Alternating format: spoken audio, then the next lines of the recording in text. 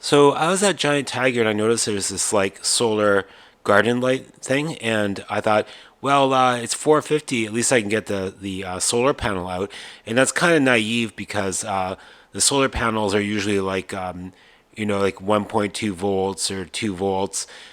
When I was looking at it later, I thought since it has a battery inside, and what I was trying to do ultimately was charge up a battery, that maybe I could sort of convert it so that it becomes sort of like a solar power bank, and it could feed a real power bank or something else. So using this in that manner has some issues. One of which is you got to charge it up before using it again. It only works when you block it and then it turns on something, and that wire there would be where the power would be coming out of. So I suspect it is possible to create a boost circuit for a small battery to USB voltage. The problem is it's going to make that battery wear out very quickly. Then you'd have to go through this charging thing. So myself and others concluded that wasn't going to work, and what I decided to do was just get some more solar panels and put them together into a solar collector.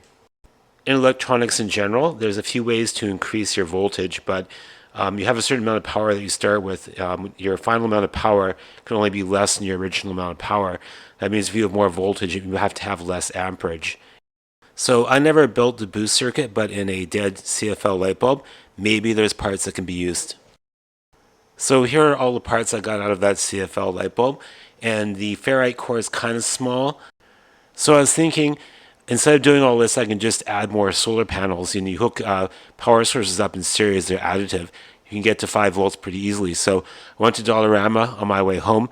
I didn't take a picture of this particular package, but this is looks pretty close to the thing I got.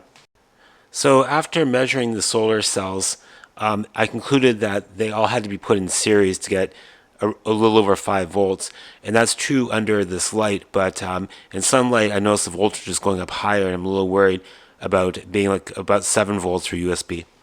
So these are the non-solar cell components of the units that involve, storage battery and a chip that controlled charging and discharge.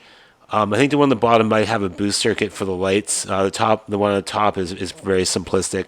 So I haven't tested this in good sunlight yet, but I'm hoping these two in conjunction will produce the power I need to charge up power banks in an effective manner. So what I'm doing here is I made connectors for breadboard so that I could join the two units in parallel, which will hopefully increase their amperage. Thanks for watching.